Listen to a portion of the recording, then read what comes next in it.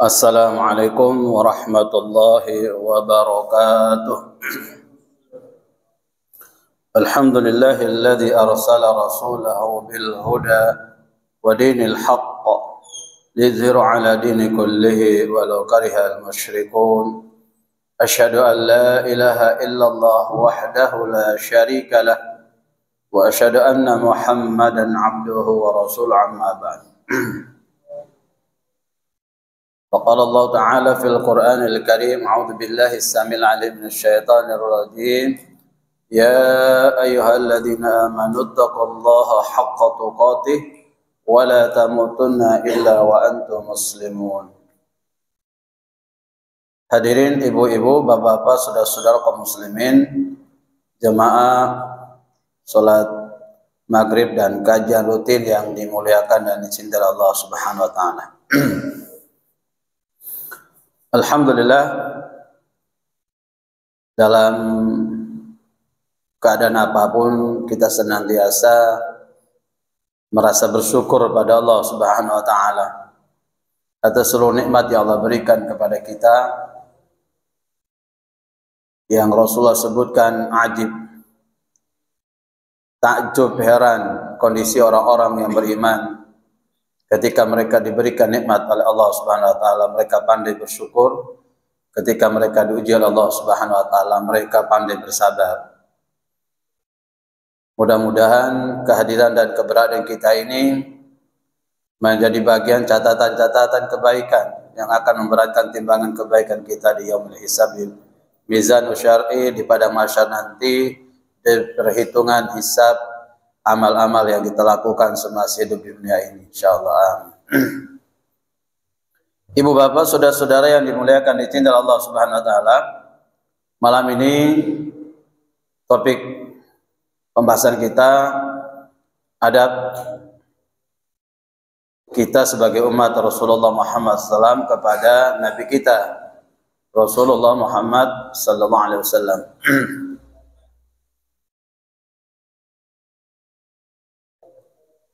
Jemaah dimuliakan dicintai Allah Subhanahu wa taala. Adab dalam bahasa Indonesia, dalam bahasa Arab itu akhlak. Akhlak itu wilayahnya jauh lebih luas cakupannya dibandingkan dengan akhlak. Dibandingkan dengan adab. Adab ya, sopan santun, tata krama. Jadi akhlak kita pada Rasulullah Muhammad sallallahu alaihi wasallam. Dari akhlak kita pada Allah, akhlak kita pada Rasulullah, akhlak kita pada Al-Quran, akhlak kita pada sama manusia, dan seterusnya. Oleh karena itu, Nabi menjelaskan dalam hadis sahihnya, inna bu'itsu liutammima makarimal akhlaq. Sesungguhnya aku diutus oleh Allah Subhanahu wa taala hadir di muka bumi ini dalam rangka untuk memperbaiki akhlak manusia, membawa akhlak-akhlak yang tercela menuju kepada akhlak yang mulia.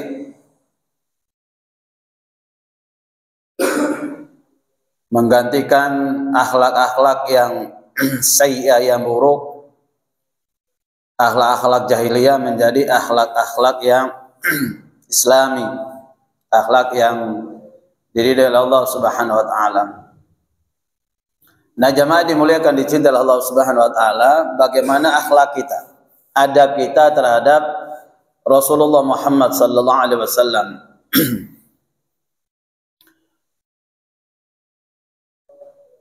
Sebagaimana kita mafhumi bersama, kita pahami bersama bahwa Rasulullah itu khataman nabi, penutup dari seluruh para nabi. Rasulullah itu Allah utus sebagai penutup para nabi dengan membawa risalah Islam ini untuk menyempurnakan syariat-syariat Islam yang telah Allah berikan kepada para nabi-nabi dan rasul sebelum beliau, sebagai penyempurnanya. Wa ma arsalnaka illa rahmatan lil alamin, tidaklah aku utus engkau Muhammad kecuali menjadi rahmat kasih sayang untuk semesta alam. Wa ma arsalnaka illa kafatan linnas, tidaklah aku mengutus engkau Muhammad kecuali untuk seluruh manusia. maka kita patut merasa bersyukur, merasa berterima kasih kepada Rasulullah Muhammad sallallahu alaihi wasallam atas seluruh jeripayah kebaikan beliau sehingga kita ini menjadi umat beliau. Kita ini menjadi pengikut beliau. Kita tidak pernah melihat Allah, kita tidak pernah berjumpa dengan Rasulullah, tetapi kita beriman kepada Allah, kita beriman pada Rasulullah Muhammad SAW sebagaimana yang telah diajarkan oleh Rasulullah itu sendiri. Jadi akhlak atau adab pertama adalah al-imanu bih, mengimani beliau. Jamaah dimuliakan, dicintai oleh Allah Subhanahu wa taala.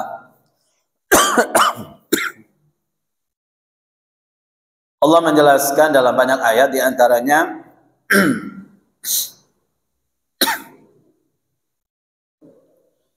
tu'minuna billahi wa rasulihi wa tujahiduna fi sabilillahi bi amwalikum wa anfusikum dzalikum khairul lakum in kuntum ta'lamun. Yaitu kalian beriman kepada Allah Subhanahu wa taala, beriman kepada Rasulullah Muhammad sallallahu alaihi wasallam, lalu iringi keimanan kalian, keimanan kepada Allah, keimanan pada Rasulullah itu dengan wa tujahiduna fi sabilillah, dengan berjihad di jalan Allah Subhanahu wa taala. Berjihad sini bermakna bersungguh-sungguh dalam memahami agama ini, mengamalkan agama ini, memuliakan syariat ini, beramal dengan amal yang telah diajarkan oleh Rasulullah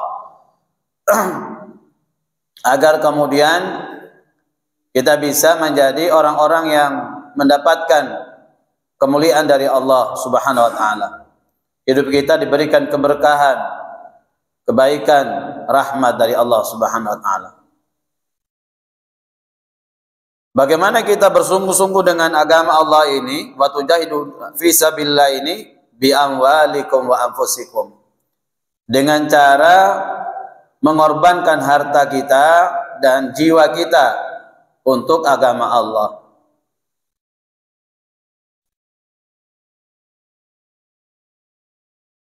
Harta yang paling baik itu adalah harta yang di dalamnya ada nilai transaksi kita dengan Allah Subhanahu wa taala.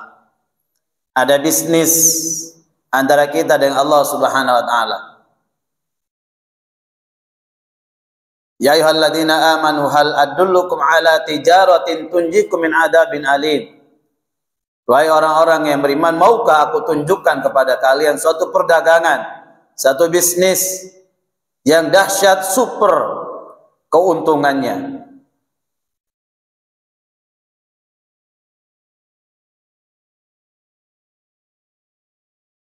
di mana Allah Subhanahu wa taala masukkan kita dalam jannahnya dan menjauhkan kita dari neraka, dari min adzabin alim, dari adab yang sangat pedih. Jadi harta yang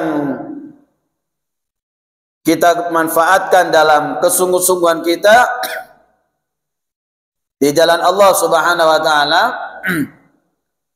bagaimana kemudian kita bisa menjadikan harta ini, menggunakan harta kita dalam rangka untuk mensyiarkan agama Allah, dalam rangka untuk menebarkan, mendakwakan Islam. Itulah kemudian para sahabat menjadi donatur-donatur yang membackup dakwah Rasulullah Muhammad sallallahu alaihi wasallam. Ada Ibunda Khadijah yang menghabiskan hartanya untuk jihad fisabilillah. Ada mertua Abu Bakar, ada mertua Umar bin Khattab, ada menantu Utsman bin Affan, ada sahabat Abdurrahman bin Auf, semua konglomerat yang membackup dakwah Rasulullah Muhammad sallallahu alaihi wasallam. Jadi sebenarnya orang-orang kaya itu orang yang paling bahagia ketika Allah anugerahkan mereka harta dan mereka tahu bagaimana cara mendistribusikan harta. Gak usah kita kemudian lelah letih dalam berdakwah, karena mungkin orang berharta, para miliarder, mungkin dia tidak bisa berdakwah seperti para ustadz, para mubalik, para kiai, ulama, habaib. Tapi dia bisa berdakwah dengan hartanya dan itu super. Dia bisa menjadi orang tua asuh untuk para duat, para dai-dai di pedalaman sana. Dia tinggal transfer uangnya, kemudian uang itu bisa dinikmati oleh para dai di dalam menebarkan agama Allah Subhanahu wa taala. Lelah letihnya dai dalam berdakwah siang dan malam, maka orang kaya yang dia punya kontribusi keuangan itu, dia berhak mendapatkan kebaikan dari dakwah itu. Luar biasa.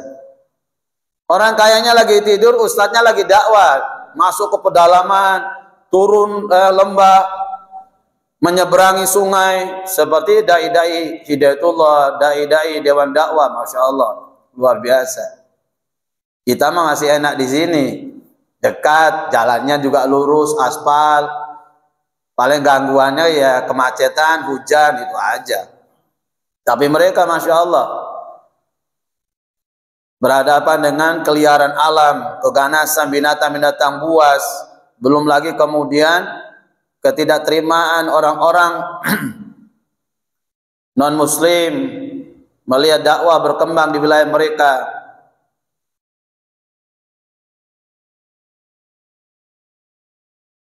Banyak hal-hal yang bisa dilakukan oleh orang-orang kaya dalam mendermakan hartanya untuk jihad fisabilillah.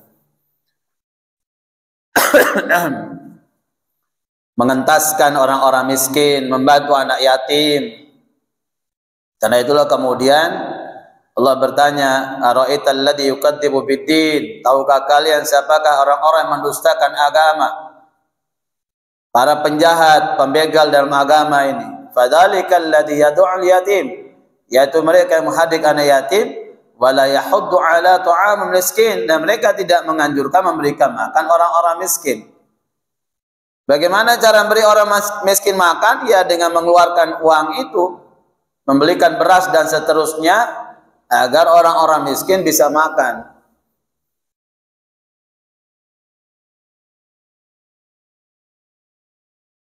Luar biasa ya. Harta, berjihad.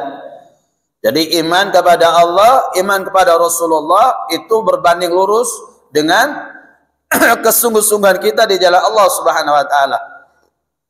Dengan apa kesungguhan itu? Bi amwalikum, dengan harta kalian.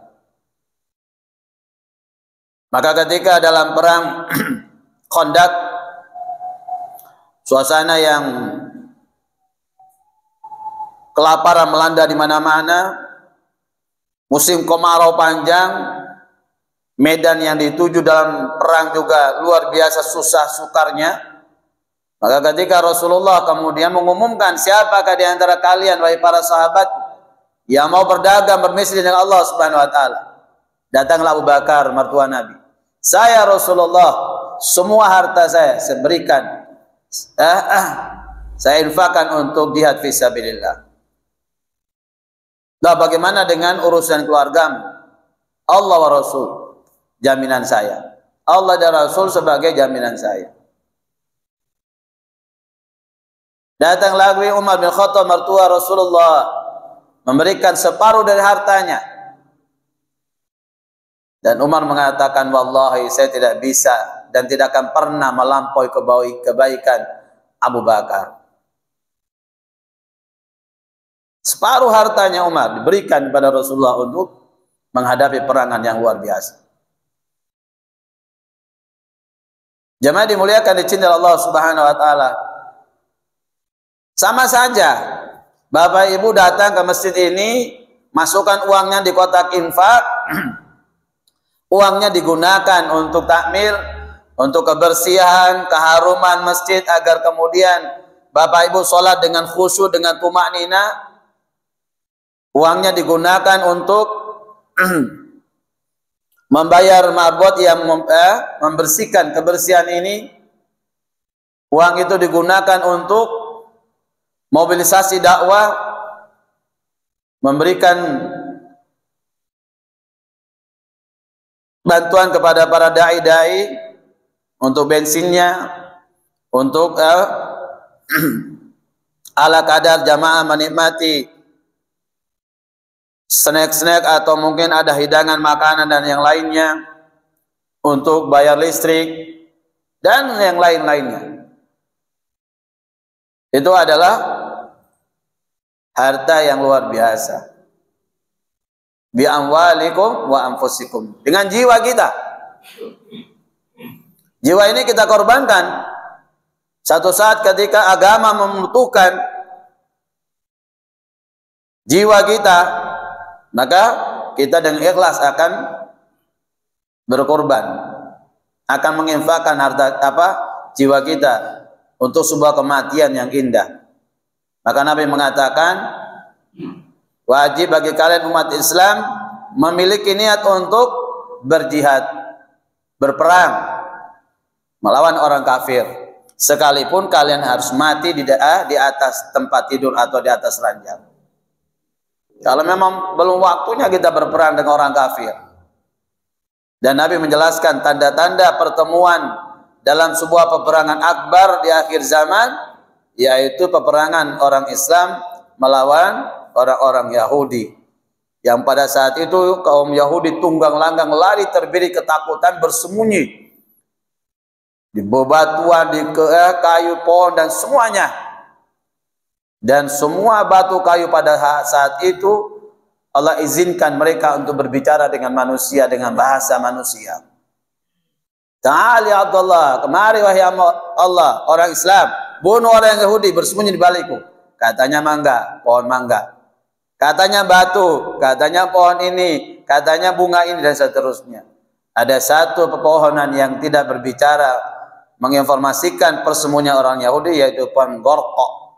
Pohon yang ditanam oleh orang Yahudi di sepanjang Yerusalem saat ini. Jadi mereka sudah ada persiapan. Ya. Kalaupun kemudian kita belum bisa berjihad al-qital dengan mengorbankan jiwa kita, mengangkat senjata, menebas batang leher orang kafir, maka kita infakkan diri kita ini untuk agama Allah. Hadir membersamai umat Islam, salat 5 waktu berjamaah di masjid, mewakafkan waktu kita untuk berdakwah. Ada yang bisa berdakwah seperti yang dilakukan kita, menyampaikan ayat-ayat Allah, hadis-hadis yang sahih dari Rasulullah kepada umat agar umat paham dengan agama ini. Ada yang bisa berdakwah dengan tenaganya, ada yang bisa berinfak dengan ilmunya, ada yang bisa berinfak dengan hal-hal yang lain yang bisa kita lakukan.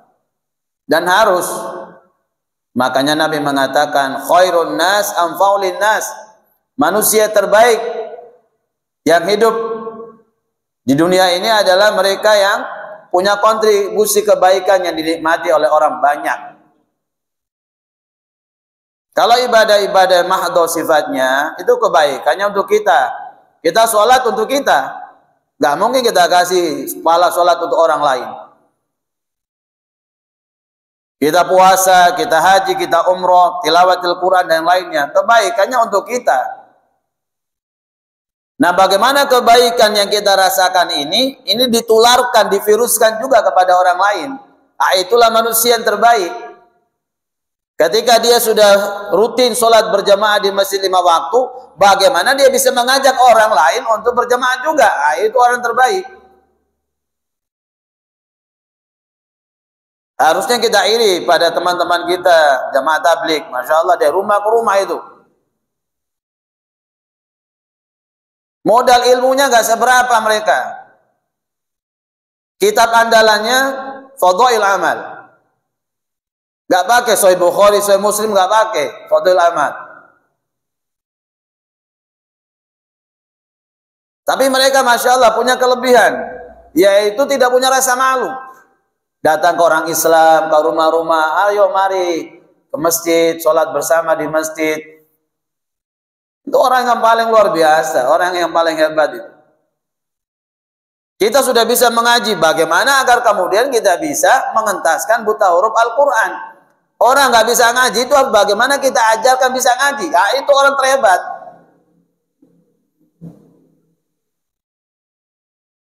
Kita sudah umroh, bagaimana agar kemudian orang lain kita umrohkan. Nah, itu orang hebat namanya. Jadi khairun nas, orang yang terbaik kata Nabi, anfa'ulin nas, dia punya kemanfaatan. Dia punya kebaikan-kebaikan, dia punya kepositifan yang bisa dinikmati, dirasakan oleh orang lain. Jemaah dimuliakan, dicintai Allah Subhanahu wa taala. Yang pertama adalah akhlak atau adab kita pada Rasulullah, al-imanu bih, mengimani Rasulullah Muhammad sallallahu alaihi wasallam. Yang kedua, mahabbatuhu. Adab kita pada Rasulullah adalah mencintai Rasulullah Muhammad sallallahu alaihi wasallam. Setelah iman itu adalah tasdiqun bil qalb. Dia meyakini dengan hati, wa iqraru bil lisan, dia mengucapkan dengan lisan, wa amalu bil jawari, dia buktikan dengan anggota tubuh, gerakan dan semuanya. Baik hablum minallah maupun hablum minan nasnya, dia wujudkan, dia buktikan dengan anggota tubuh. Yazidu wa yanqus, iman itu fluktuatif, pasang surut, naik, bertambah, berkurang. Gak ada orang imannya stabil terus, gak ada. Ada kalanya yazid, ada kalanya yanqus, kadang-kadang kita futur. Ya, itulah manusia. Makanya para sahabat mengatakan, ya Rasulullah, kami kalau ketika berada dengan panjenengan mendengarkan apa yang sampean sampaikan tentang surga, seolah-olah antara kami dengan surga nyata kami saksikan di mata kami.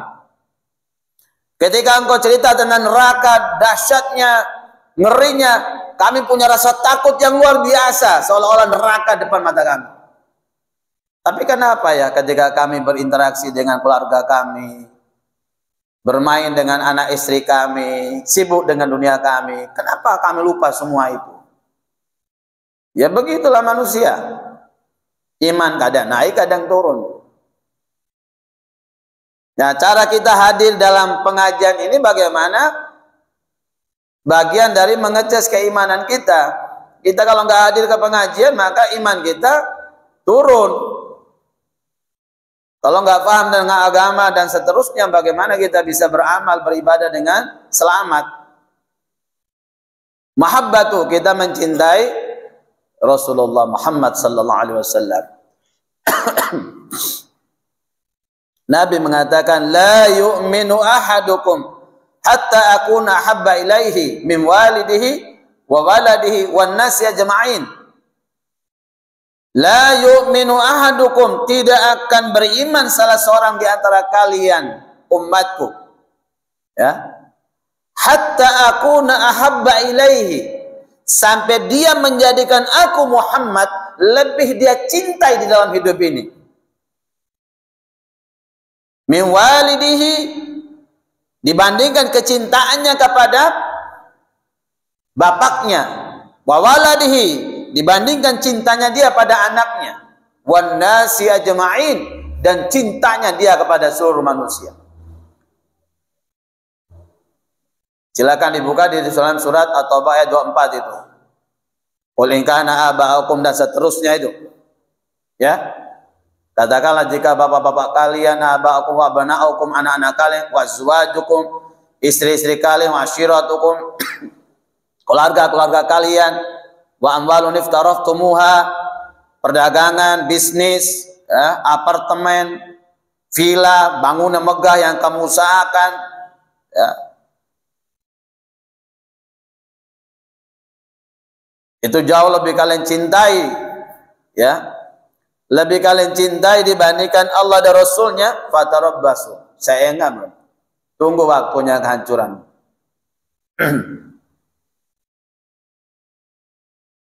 Jadi cintanya kita pada makhluk itu ada batasannya. Kita nggak boleh menghambakan cinta pada manusia, syirik nanti.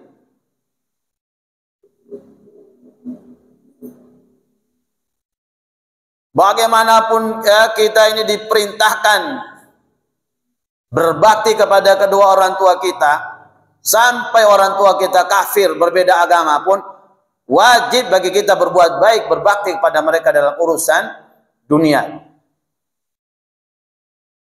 Wa sahibuhuma fid dunya ma'rufa. Katanya Allah, kalau kalian berbeda dengan agama dengan orang tua kalian, kalau orang tua mengajak kalian untuk melakukan kesyirikan, tapi urusan dunia kalian wajib tetap berbakti, berbuat baik pada orang tua kalian. Cinta kita pada orang tua, cinta kita pada istri, cinta kita pada anak, cinta kita pada harta, jangan sampai mengalahkan cinta kita kepada Allah dan Rasulnya.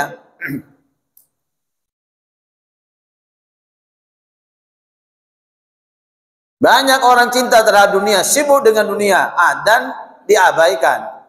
Ini buktinya.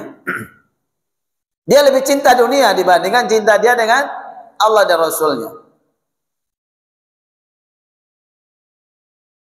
Itulah kenapa kemudian para sahabat, bagaimana mereka sangat mencintai Rasulullah. Bahkan ketika Mu'adz bin Jabal, Mus'ab bin Umair, seorang pemuda perlente, ganteng, ningrat, mewah hidupnya, mewah pakaiannya, harum tubuhnya, jarak sekian meter sudah tercium oleh para wanita. Mus'ab kalau berjalan, ketampanannya membuat wanita pada saat itu meleleh air liutnya. Ternganga mulutnya melihat ketampanannya Mus'ab. Remar ya. Ketika Mus'ab diketahui oleh ibunya lewat mata-mata yang diutus, ternyata Mus'ab ini telah keluar dari agama nenek moyang dan mengikuti Muhammad, agama yang dibawa oleh Muhammad. Maka kemudian dia dipenjara di dua tanah. Makanya hijrah ke Yastrib waktu yang pertama kali beliau tidak ikut karena dipenjara di bawah tanah. Sampai ibunya, manusia satu-satunya di dunia paling dicintai oleh Mus'ab ini, ibunya mogok makan, gak mau minum. Ya, dia katakan, Mus'ab, kalau kamu gak keluar dari agama yang dibawa oleh Muhammad, ibumu ini mati. Kamu gak punya ibu lagi. Karena dia tahu secara psikologis Mus'ab ini anak yang paling sayang cinta sama ibunya. Diancam seperti itu, apa kata Mus'ab? Wahai ibuku yang tercinta, di dunia ini manusia yang aku cintai adalah ibunda. Tapi ada lagi manusia yang jauh lebih aku cintai dibandingkan ibunda, yaitu Rasulullah Muhammad sallallahu alaihi wasallam. Andaikan ibu punya 1000 nyawa dan nyawa satu persatu keluar dari raganya ibu ini agar Mus'ab ini keluar dari agama Muhammad, wallahi tidak akan pernah Mus'ab lakukan. Saking cintanya pada Rasulullah Muhammad SAW. Sampai Nabi meneteskan air mata ketika kematian Mus'ab syahid fi sabilillah. Kata Nabi, wahai Mus'ab, engkau waktu muda orang yang kaya raya, tampan, pakaianmu perlente, harum tubuhmu. Tapi Allah memilih kematianmu dengan sangat sederhana sekali. Rasulullah menutup kainnya, menutup kepalanya, kakinya terlihat. Rasulullah menutup kakinya, kepalanya terlihat. Menangis Rasulullah. Tapi apa kata Nabi? Jannah, surga telah dipersiapkan oleh Allah terbaik untukmu ya Mus'ab. Para sahabat sangat cinta sekali dengan Rasulullah. Sangat cinta sekali dengan Rasulullah. Mereka berkorban apa saja. Jangankan materi, mertua habiskan hartanya, istri habiskan hartanya untuk dakwah Nabi. Mertua Nabi Umar separuh harta dihabiskan. Utsman bin Affan menantu, sampai sekarang kekayaan Utsman masih ada dan dinikmati oleh umat Islam sedunia. Jangankah hartanya Abdurrahman bin Auf, jiwa-jiwa sahabat pada waktu itu semua digadaikan untuk Rasulullah. Bagaimana dalam perang Uhud, Rasulullah dikabarkan wafat. Sahabat menjadikan tameng untuk agar jangan sampai Rasulullah sakit, agar jangan sampai Rasulullah terluka. Walaupun tubuh mereka jadi sayatan pedang, tebasan pedang, walaupun tubuh mereka menjadi sasaran anak panah, mereka tidak ingin Rasulullah tersakiti.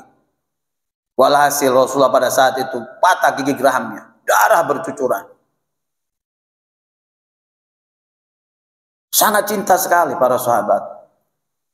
Jangankan urusan hal-hal seperti besar seperti itu, urusan yang paling kecil. Anaknya Umar bin Khattab, Abdullah bin Umar, ketika Rasulullah mengendarai untanya mengelilingi satu pohon, lalu kemudian Abdullah bin Umar mengikuti Rasulullah. Sahabat bertanya, ya Abdullah, ngapain kamu mengikuti Rasulullah? Rasulullah gak perintahkan untuk diikuti begitu. Ya, apa nggak boleh saya mengikuti orang yang paling saya cintai?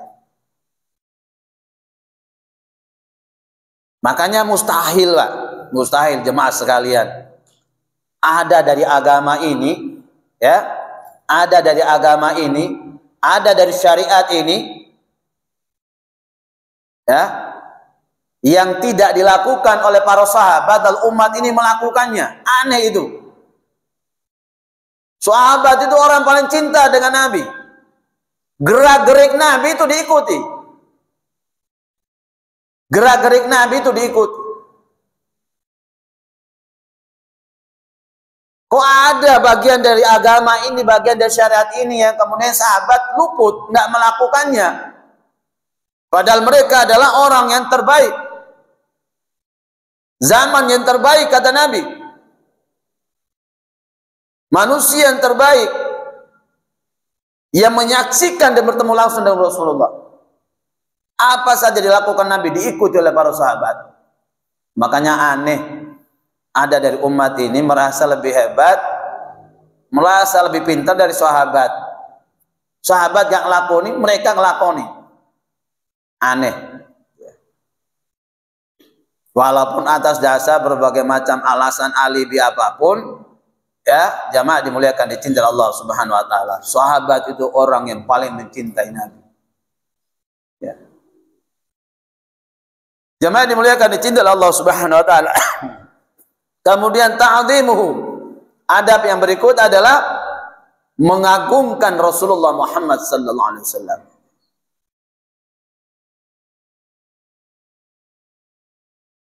Seperti hadis tadi, tidak ada manusia yang lebih dicintai kecuali Rasulullah Muhammad sallallahu alaihi wasallam. Dan kenapa kemudian Rasulullah ini diagungkan, dimuliakan? Karena seluruh jagat raya ini mengagungkan dan memuliakan Rasulullah Muhammad sallallahu alaihi wasallam. Ya. Seluruh jagat raya ini mengagungkan dan memuliakan Rasulullah Muhammad sallallahu alaihi wasallam. Nah, bagaimana cara kita mengagungkan Rasulullah? Mengagungkan Rasulullah ini bukan menghormati dan memuliakan Nabi pada batas-batas di luar kewajaran, bukan.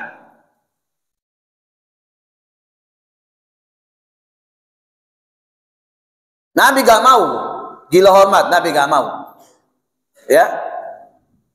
Ketika Rasulullah datang, para sahabat berdiri menghormati beliau, kata Nabi, la tatruni kama tarat Isa bin Maryam. Faqala ini Abdullah. Jangan kalian menghormati dan memuliakan saya berlebihan, bunuh, nggak boleh.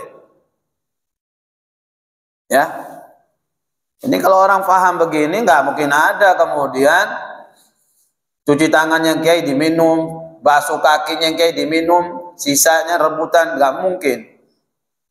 Karena Nabi sendiri nggak mau berlebihan seperti itu.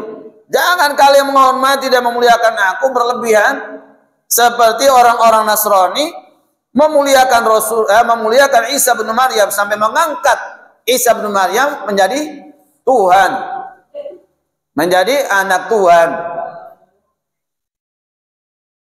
Karena saking pengagungan mereka terhadap Isa, akhirnya mereka mengangkat Isa menjadi Tuhan, menjadi anak Tuhan. Wa qalatil yahudu Uzairun ibn Allah wa qalatin nasara Isa bin Maryam. Allah sebutkan dalam surat At-Taubah, dan berkatalah orang-orang Yahudi Uzair itu putra Allah, dan berkatalah orang-orang Nasara Isa itu putra Allah. Lam yalid wa lam yulad. Pada Allah itu tidak punya anak dan tidak diperanakan. Nabi sudah melarang. Maka yang diagungkan di sini adalah syariatnya yang dibawa oleh Rasulullah Muhammad SAW. Yang diagungkan ini adalah risalahnya. Yang diagungkan di sini adalah manhajnya. Qul in kuntum tuhibbunallaha fattabi'uni yuhibbukumullah wa yaghfir lakum dzunubakum wallahu ghafurur rahim. Katakanlah Muhammad, in kuntum tuhibbunallah, jika kalian umat Islam ini mencintai Allah Subhanahu wa taala, fattabi'uni, ikutilah aku Muhammad dalam mencintai Allah. Yuhibbukumullah, maka Allah akan mencintai kalian. Wa yaghfir lakum dzunubakum, dan mengampuni dosa-dosa kalian. Wallahu ghafurur rahim, karena Allah Maha Pengampun lagi Maha Penyayang.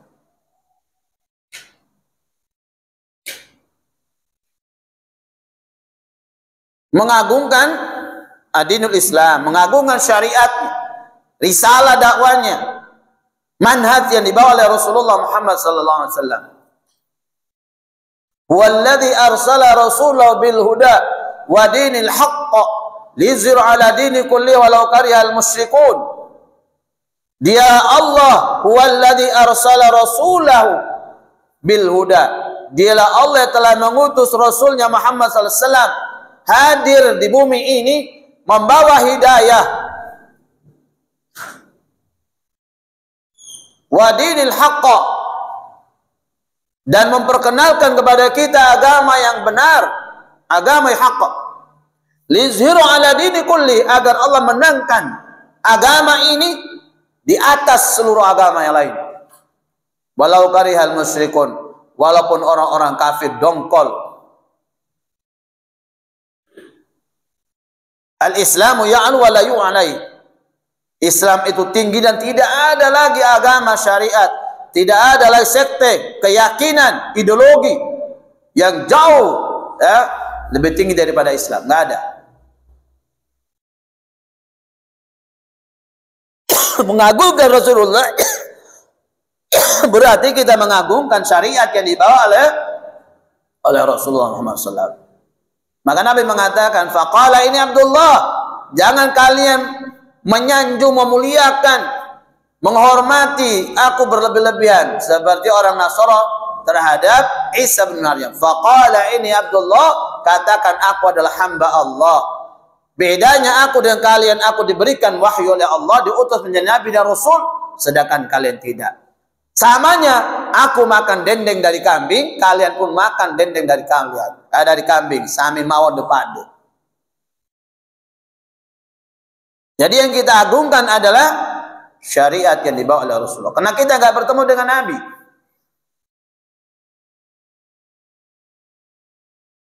Makanya para sahabat diingatkan oleh Allah Subhanahu wa taala dalam surah Al-Hujurat ayat 1-2. Ya ayyuhalladzina amanu la tuqaddimu baina yadayillahi wa rasulihi wattaqullah innallaha sami'un alim. Sahabat ini bertemu langsung dengan Nabi. Ya ayyuhalladzina amanu, wahai orang-orang yang beriman. Siapa yang ditunjuk? Siapa yang dipanggil? Para sahabat utamanya dan kita semua umat Islam. La tuqaddimu baina yadillahi wa rasulih. jangan kalian mendahului Allah dan Rasulnya. Wattaqullah, dan takut bertakwa pada Allah. Innallaha sami'un alim, sesungguhnya Allah Maha mendengar dan Maha melihat. Di ayat yang kedua, ya ayyuhalladzina amanu la tarfa'u aswatakum fawqa sautun nabi wa la tajhar bil qawli kajhari ba'dukum li ba'd. Wahai orang-orang beriman, jangan sampai kamu meninggikan suaramu melebihi suara Rasulullah. Oleh sahabat yang nggak boleh bicaranya dengan suara banter, suara tinggi, melebihi kapasitas suara Nabi, nggak boleh. Dan jangan kau memanggil Rasulullah Muhammad itu dengan bahasa yang kasar seperti sesama kalian. Antah batu amalum antum la tash'urun. Sehingga jangan sampai terhapus amal-amal kalian padahal kalian tidak menyadarinya. Karena sahabat ini ada bersama Rasulullah, maka mereka diingatkan mengagungkan Rasulullah itu jangan sampai diantaranya suaramu lebih tinggi dari suara Rasulullah. Kita sama orang tua aja nggak boleh suara kita lebih tinggi daripada suara orang tua. Istri aja nggak boleh suaranya lebih tinggi dari suara suaminya. Mana bisa suara sahabat jauh lebih tinggi dari suara Nabi. Makanya Nabi marah ketika pembagian ghanimah itu kaum muhajirin diberikan lebih besar dibandingkan kaum ansar. Marah kaum ansar. Wahai Rasulullah, di mana keadilannya? Ya, kami kan kaum ansar yang menolong kalian. Datang dari Mekah tangan kosong, yang nampung kalian, yang kasih makan, tempat dan semuanya. Kami kaum ansar. Masa ghanimahnya kami lebih kecil daripada kaum muhajirin? Marah Nabi, merah mukanya Nabi. Ya, apa kata Nabi?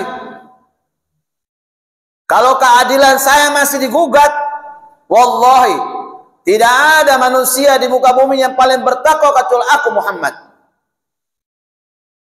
Tidak ada manusia yang paling adil di muka bumi kecuali aku Muhammad. Baru diam orang Ansor. Itu bisa merusak akidahnya, bisa merusak amalnya. Maka antah batu amalukum wa antum la tashurun. Ya, kalau suaramu lebih meninggi daripada Nabi, bisa jadi amalmu hancur rusak padahal kamu tidak menyadarinya. Nah, kita nggak bertemu dengan Nabi, bagaimana cara kita memuliakannya? Memuliakan syariat yang dibawa. Kita yang kemudian melanjutkan risalah dakwah ini, kita yang memperjuangkan, mendakwakan Islam ini. Itu cara kita memuliakan Rasulullah Muhammad SAW.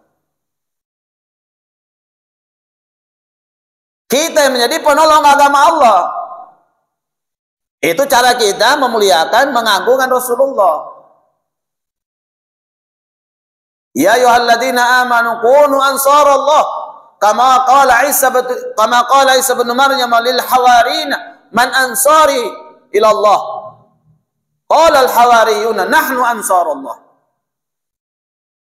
Ya ayyuhalladzina amanu kunu ansarullah. Wahai orang-orang yang beriman, jadilah umat-umat Rasulullah yang menolong agama Allah. Kama qalat Isa bin Maryam, sebagaimana telah berkata Isa putra Maryam lil hawarina kepada pengikut-pengikut setia yang mencintai Nabi Isa. Ya. Apa kata Nabi Isa? Siapa di antara kalian menjadi penolongku dan penolong agama Allah? Qala al-hawariyuna, berkatalah para pengikut setia yang mencintai Nabiullah Isa, nahnu ansarullah, kami yang akan menolong engkau Nabi Isa dan kami akan menolong agama Allah Subhanahu wa taala. Ta'dhimuhu, mengagungkan Rasulullah itu adalah menolong agama Allah. Sebarkan Islam ini. Balighu anni walau ayah. Hadis Sahih Bukhari, sampaikan Islam ini walau kamu punya modal satu ayat. Kita sudah hafal Al-Fatihah. Kita hafal trikul, al-ikhlas, falak, an-nas. Belum lagi ayat-ayat yang lain yang masih dihafal. Berdakwalah, tidak harus panjenengan jadi ustadzah, kiai, nggak harus. Jenengan duduk di warung kopi sambil nyeruput kopi, ya, bayarin orang yang minum kopi itu Anda berdakwah. Sambil menikmati kopi, ya, masukkan sedikit-sedikit nilai-nilai Islam di dalamnya. Kalau ada orang cerita keburukan orang, kejelekan orang, ghibah, jenengan ngomong, ya, jauh lebih enak kita menikmati kopi pahit ini dengan pisang goreng ini, dengan iringan rintik-rintik hujan ini, jauh lebih nikmat, ya, ngobrol yang enak-enak, yang baik-baik daripada kita ceritakan keburukan orang. Toh kita mungkin banyak buruknya dibandingkan orang yang kita ceritakan. Omongan itu adalah dakwah. Jadi dakwah tidak harus panjenengan naik mimbar, qala Allah Ta'ala, qala dah. Tidak semua orang bisa. Dakwahlah, ya, yang sederhana. Pendiri Ikhwanul Muslimin, organisasi salah satu terbesar di Mesir itu, memulai debut dakwanya Syekh Hasan Al-Banna dari warung kopi, dari lapangan sepak bola, kumpul dengan anak-anak muda, ya, main sepak bola, cerita tentang kesenangan, olahraga, sehatkan lahir batin dan seterusnya. Masukkan sedikit-sedikit nilai dakwah. Bukan bola yang kemudian menjadi akibat kematian ratusan orang, bukan. Ya. Dakwah itu bebas, sambil mancing kita bisa berdakwah, sambil jual beli kita bisa berdakwah, sambil apa saja kita bisa berdakwah. Ya, nahnu du'at, kita semua ini dai. Laisa qadha, bukan menjadi penghakim. Yang hakim itu Allah. Kita tugasnya adalah menyampaikan. Jadi ta'zimu, mengagungkan Rasulullah adalah mengagungkan agama ini, mengagungkan syariat ini, mengikuti manhaj ini, melanjutkan risalah ini, menjadi penolong agama Allah dan seterusnya.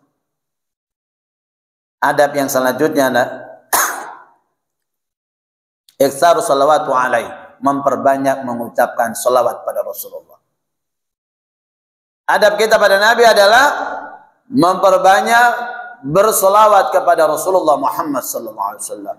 Begitu banyak dalil-dalil sahih, baik dari Al-Quran maupun hadis-hadis sahih riwayat Bukhari, Muslim, muttafaq alaih, mengajarkan kepada kita untuk selalu berselawat pada Rasulullah. Innallaha wa malaikatahu yusalluna 'alan nabi ya ayyuhalladzina amanu sallu 'alaihi wa sallimu taslima. Allah dan malaikat saja berselawat pada Rasulullah, maka kita orang beriman patut diminta untuk berselawat pada Rasulullah. Siapa yang berselawat pada Nabi sehari, pagi hari 10 kali, sore hari 10 kali, dia berhak mendapatkan syafaat pembelaan dari Rasulullah di mahsyar nanti. Maka cara kita mencintai Nabi, kita mengagungkan adalah memperbanyak membaca sholawat. Ya. Tiap hari kita berselawat, jalan kemana, lagi duduk, lagi apa, ya, berselawat pada Rasulullah. Allahumma sholli ala Muhammad. Paling redaksi yang paling sederhana, Allahumma sholli ala Muhammad. Daripada kemudian mengamalkan sholawat-sholawat produk manusia, yang tidak ada jaminan masuk surga, maka ikutilah syariat dengan selawat yang diajarkan Rasulullah Muhammad SAW. Laqad kana lakum fi Rasulillahi uswatun hasanah. Sungguh telah ada pada Nabi teladan yang terbaik. Mengikuti Rasulullah berarti kita masuk surga. Mengikuti manusia selain Nabi belum ada jaminan kita masuk surga.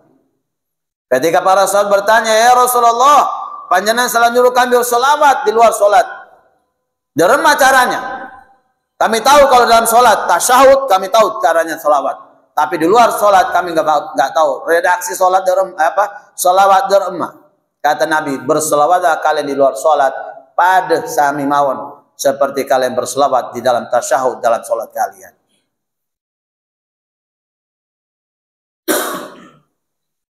Makanya Nabi mengatakan orang yang paling bakhil, pelit, medit, Orang yang ketika nama aku disebut dia diam, dia tidak berselawat kepada aku.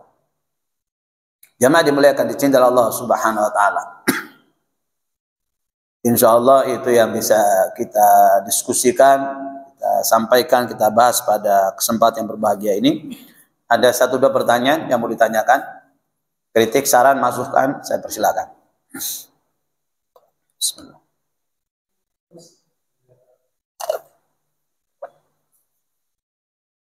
Mana? Monggo. Saya bertanya tentang sejak kapan Rasulullah karakter ini bisa dipilih. Soalnya banyak dari kalangan saudara-saudara kita seperti Maulid Nabi melakukan kelahiran Nabi. Padahal Nabi itu diangkat menjadi Nabi dan Rasul pada usia 40 tahun. Pertanyaannya, apakah kita boleh meniru karakter Nabi sebelum Nabi itu diangkat menjadi Nabi dan Rasul? Dan yang kedua, ada juga suatu kalangan pengikut, mereka menganggap bahwa suatu selawat, semisal selawat Fatih itu dianggap adalah hadiah Rasulullah kepada Syekh At-Tijani. Mereka menganggap bahwa selawat yang paling afdal adalah selawat At-Tijani. Padahal yang sahih disampaikan adalah selawat ketika kita membaca selawat Ibrahimiyah di dalam sholat kita tadi. Yang ketiga yang saya mau tanyakan Ustaz, bagaimana sikap kita terhadap zuriyah Nabi, yakni keturunan Rasulullah yang fatwahnya banyak yang menyimpang. Karena saya melihat suatu hadis yang menyatakan bahwa siapa yang menolak Maulid Nabi maka itu adalah aliran iblis. Kita sangat bertentangan sekali. Dan bagaimana sikap kita terhadap para zuriyah Nabi yang demikian itu? Padahal kita salah satu Rasulullah, bahkan para keturunan itu kita ingin muliakan, namun banyak yang menyimpang dari syariat yang dibawa Nabi Sallallahu tersebut. Ya, baik, Masya Allah. Pertanyaan dari pemuda, syabab. Pertanyaan pertama, sejak kapan karakter Rasulullah itu bisa diikuti? Seperti Maulid Nabi tadi, ya. Pertanyaan pertama. Perintah untuk mengikuti Nabi dan Rasul Rasulullah Muhammad SAW ini ketika Rasulullah diangkat menjadi Nabi dan Rasul. Ketika Nabi diangkat menjadi Nabi dan Rasul, maka kemudian Nabi dan Rasul menjadi perpanjangan tangan dari Allah Subhanahu wa taala, perpanjangan lisan dari Allah Subhanahu wa taala. Apa maunya Allah di langit, ya, itu yang kemudian disampaikan oleh Rasulullah. Wa ma yantiqu 'anil hawa in huwa illa wahyu yuha. Dan Nabi itu tidak berbicara berdasarkan hawa nafsu, tapi arahan dan petunjuk dari wahyu Allah Subhanahu wa taala. Tentang persoalan Maulid Nabi misalkan atau hal-hal yang lain, itu perlu disampaikan dalam rangka bukan untuk kita mencari menang-menangan, ya, bukan dalam rangka untuk kita mendiskreditkan, menyudutkan sekelompok dari umat Islam yang melakukannya, ya. Tapi Imam Syafi'i mengatakan al-ilmu qabla al-amal. Orang itu sebelum beramal dia harus mengantongi ilmu dulu. Kata Imam Syafi'i ini, ya. Yang biasa melakukan maulid itu kan menisbatkan mazhab Syafi'iyah, mengikuti mazhab Syafi'iyah. Kata Imam Syafi'i, orang itu harus berilmu dulu baru beramal. Karena ilmu itu yang akan menerangi amal orang. Ilmu itu yang kemudian menyelamatkan amal orang. Orang kalau nggak berilmu, amalnya rusak. Rusak. Gak usah bicara tentang agama. Bengkel sudah, montir sudah. Kita kalau sepeda bermasalah, bawa ke bengkel aja. Karena mereka ahlinya sudah. Dengar mesin saja bunyinya, tahu dia yang bermasalah itu apa. Karena ahlinya. Dia punya ilmu, belajar dia. Di SMK bagian mesin dan seterusnya. Orang nggak ngerti ya tentang mesin, ilmu berkaitan tentang mesin, suruh bongkar, ya banyak rusaknya. Ya, apalagi bicara tentang agama. Makanya kemudian pembahasan ini mari kita bahas secara keilmuan. Ya, kalau ada saudara kita melakukan, ya itu bagian dari keyakinan mereka. Tapi umat itu perlu disampaikan sehingga orang itu paham. Jangan-jangan orang melakukan maulid dia nggak tahu, nggak ngerti, saking cintanya aja pada Nabi. Maulid itu orang membahas, ya, kenapa orang mempersoalkan maulid? Maulid itu ditinjau dari segi kelahiran Nabi. Apa salahnya dari lahirnya Nabi? Apa tidak boleh mengagungkan dan memuliakan kelahiran Nabi? Seluruh penduduk langit dan bumi memuliakan kelahiran Nabi. Masa kita nggak boleh? Ya. Makanya mereka mengatakan kalau peringatan itu pakai Id, bukan maulid. Persoalan dari segi bahasa atau apapun terserah. Ya. Kemudian yang kedua, maulid itu dalam tinjauan syariat apa tradisi. Itu perlu didudukkan dulu. Kalau maulid itu bagian dari syariat Islam, maka perlu dalil. Melakukan maulid, memuliakan Nabi dengan berbagai macam seremonialnya, itu butuh dalil. Al-muthbit yutalabu bidalil, wal muradu la yutalabu bidalil. Kaidah usul mengatakan orang yang menetapkan suatu hukum, dia wajib dimintai dalil. Dan orang yang menolak, dia tidak berhak mengemukakan dalil. Dalilnya apa orang melakukan maulid? Kalau dia itu syariat, dia itu bagian dari agama. Oh Nabi, kelahiran Nabi kok. Maka Nabi yang harusnya memuliakan dirinya. Dan orang yang paling mencinta Nabi adalah sahabat. Masa sahabat tidak melakukannya? Aneh kan? Atas dasar cinta ini, orang maulid kan mencintai Nabi. Manusia yang paling mencintai Nabi itu bukan kita. Kita ini lisan colok yang ngomong cinta. Buktinya, syariat banyak ditinggalkan. Yang paling mencintai Nabi itu sahabat. Tidak mungkin sahabat melewatkan suatu bentuk kebaikan dari syariat ini. Kecuali mereka lah orang yang pertama melakukannya. Makanya maulid ini munculnya belakangan, jauh sekali. Zaman sahabat gak ada, tabi'in gak ada, tabi'in gak ada. Munculnya di masjid di Bani Fatimiyah, Syiah yang melakukannya. Orang Syiah. Sampai sepakat Syiah itu dari Islam. Sepakat. Syiah itu Islam.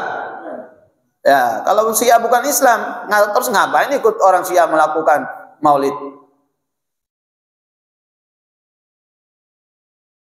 Jamaah dimuliakan dicintai Allah Subhanahu wa taala.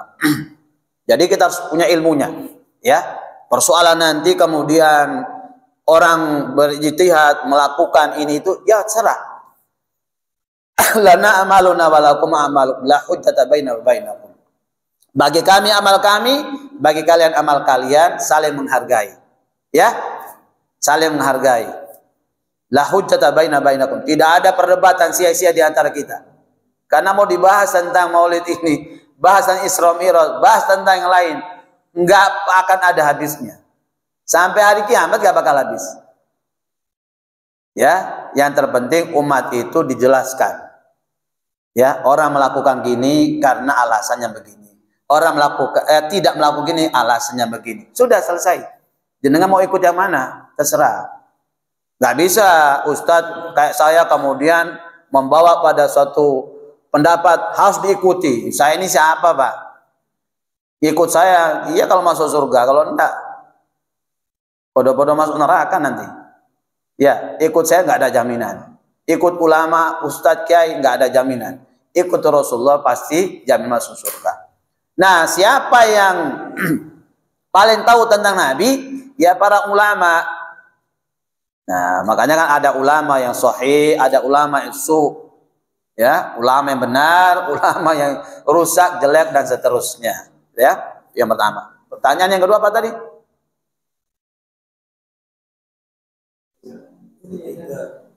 Kan tidak 3 pertanyaan. Zuriat Nabi tadi pertanyaan yang ketiga. Oh ya, pertanyaan kedua adalah sholawat. Apakah boleh mengamalkan sholawat produk manusia? Kan masing-masing itu punya produk. Semuanya dinisbatkan pada gurunya. Ya, sholawat dari banyak sekian sholawat itu. Bahkan ada salah satu sholawat, ya, sholat Fatih. Siapa yang membaca satu sholat Fatih sekali dalam seumur hidupnya masuk surga. Ini qala siapa ini? Qala Rasulullah apa? Orang kalau hanya modalnya baca salawat Fatih kemudian nggak sholat dan seterusnya masuk surga kan? Orang baca saja sholawat sampai mulut berbusa belum tentu masuk surga.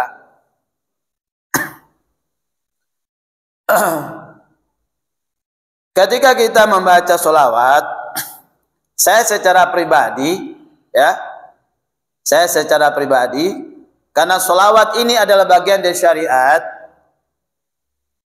ya, sholawat ini adalah bagian dari ibadah, maka nasnya jelas.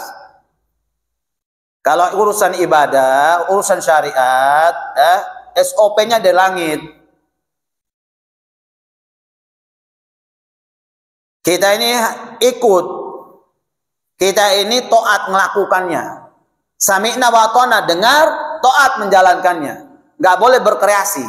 Kalau urusan dunia silakan.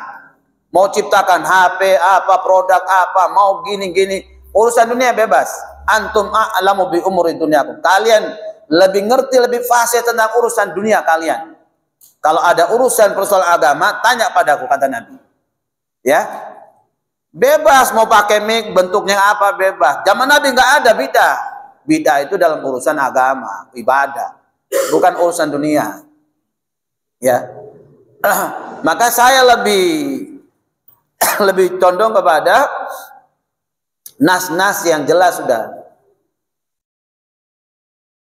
Hadis-hadis yang sahih menjelaskan bahwa bersolawat mengikuti seperti solawat dalam tasyahud. Paling sederhana, salawat yang paling ringan itu, ya, Allahumma sholli ala Muhammad. Paling ringan sudah. Wa ala alihi dan seterusnya, Ibrahim dan seterusnya. Itu yang paling lengkap seperti di dalam tasyahud kita. Ya. Yang ketiga, dzurriyyah, keturunan Nabi. Jamaah dimuliakan, dicintai Allah Subhanahu wa taala. Memuliakan Nabi, memuliakan juga keturunannya, ya, adalah bagian dari adab kita. Tapi kemudian yang perlu kita luruskan di sini adalah bahwa ya, tidak ada jaminan kita mengikuti keturunan Nabi. Tidak ada jaminan. Nabi Nuh, Nabi Lut, anak istrinya kafir. Ya, Rasulullah paman-pamannya kafir. Ya, keturunan Nabi mereka, keturunan Nabi. Artinya apa ada jaminan kalau dia sudah keturunan Nabi berarti selamat? Tidak ada. Ya, tidak ada. Memuliakan mereka, ya muliakan dalam batas kemanusiaan. Jangan sampai kemudian ada seorang kakek, ya, jarak sekian ada habaib di situ, kencingnya berdiri habaibnya, kakek langsung sepeda ontelnya langsung dilempar begitu, langsung rangkak, ya, barokan, ya. Kalau saya sebagai seorang muslim, ya maaf ya, akhlak gak punya akhlak gitu. Walaupun keturunan Nabi gak punya akhlak gitu. Karena Nabi mengajarkan, ya, tidak ada perbedaan orang Arab dan bukan orang Arab. Tidak ada perbedaan orang kulit putih dan kulit hitam. Yang membedakan kalian dari hadapan Allah adalah atqakum, orang yang paling mulia. Orang yang paling bertakwa di antara kalian. Jadi ketakwaan itu barometernya. Bukan pada nasab, bukan pada gelar, tidak ada. Ketakwaan itu jadi barometer. Nabi mengatakan, yang tua yang menyayangi yang muda memuliakan yang tua. Walaupun keturunan Nabi, harusnya dia memuliakan orang tua ini.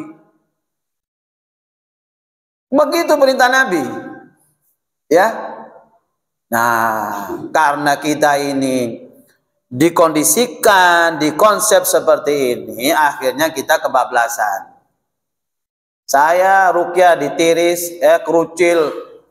Pak Ustad, bodoh Habib, mundur tengku. Sapin orang kalah, bini orang kalah, peteng ya Habib ya. Bunuh aja itu. Karena Nabi dan keturunannya nggak boleh menerima sodako, nggak boleh. Ya, nggak boleh.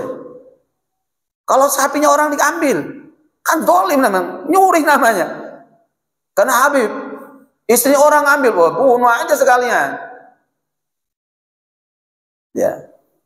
Jadi kita memuliakan mereka sama seperti kita memuliakan orang-orang Islam yang lainnya. Ya. Kalau ada kesalahan-kesalahan dari mereka, ya sama. Kita juga manusia banyak salah. Kalau ada fatwa-fatwa yang kemudian bermasalah, ya orang-orang Syiah itu banyak keturunan habaib. Syiah itu banyak. Probolinggo ini banyak. Dari keturunan dari habaib. Dari dua pengakuan durian Nabi. Sampai kemudian habaib, keturunan Nabi nggak boleh nikah dengan yang bukan keturunan Nabi. Sama-sama orang Arab ini nggak boleh nikah karena kedudukannya keturunan Nabi yang mulia. Yang memuliakan manusia itu ketakwaannya, bukan gelar keturunannya. Ya, sampai sekarang ini tradisi. Marga ini nggak boleh ketemu dengan marga ini. Ini lebih tinggi derajatnya. Ya, akhirnya nggak nikah-nikah, sama-sama cinta anaknya. Orang tua yang kemudian melahirkan kemaksiatan buat anaknya. Yang memuliakan manusia itu inna akramakum indallahi atqakum. Sungguhnya manusia yang paling mulia adalah mereka yang bertakwa. Makanya walinya Allah itu ada dua. Waliullah dengan wali syaitan. Walinya Allah itu seluruh orang beriman. Gak ada wali itu karena dia ini kiai, habaib, ulama, ya, gak ada. Wali kutub, wali gak ada. Walinya Allah itu orang beriman. Urup-urup kalau dia beriman itu waliullah. Bukan beca kalau dia beriman itu waliullah. Semua manusia umat Islam ini kalau dia beriman itu walinya Allah. Jangan sampai nanti orang gila dikatakan wali mandub, macam-macam itu. Umat dibuat sesat akhirnya. Sama orang gila kemudian dimuliakan dia, nggak karuan. Sama orang tuanya nggak cium tangan. Ya, sama orang lain dianggap waliullah. Ya, cium tangan bolak-balik, ya. Rebutan cuci tangannya dan seterusnya. Sabunnya togel-togel, berkah-berkah barokah. Orang yang paling barokah itu orang tua kita. Sampai pernah datang kiainya, ya Sayyidi ya Rasulullah. Kiainya ditolok kakinya dikasih hamparan karpet. Pernah sampean lakukan seperti itu orang tua? Ya Abi ya Umi, anakmu ini banyak dosa, banyak salah, maafkan kami. Pernah begitu? Allah mensederajatkan dirinya dengan manusia itu cuma dua orang. Atiullah wa atiur Rasul. Taatlah kalian pada Allah, taatlah kalian pada Rasulullah. Satu. Enggak ada nabi aja enggak disebutkan. Atiullah, atiur nabi enggak ada. Atiullah wa atiur Rasul. Allah mensederajatkan diri dengan Rasulnya. Yang kedua, Allah mensederajatkan dirinya dengan orang tua. Wa qadara rabbuka di antara ayat ya.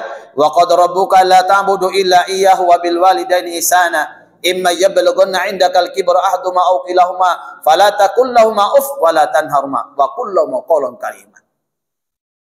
Hendaklah kalian beribadah pada Allah dan jangan pernah menyekutukan Allah dalam bentuk ibadah apapun jenisnya. Dan hendaklah kalian sebagai anak berbakti, berbuat baik kepada kedua orang tua.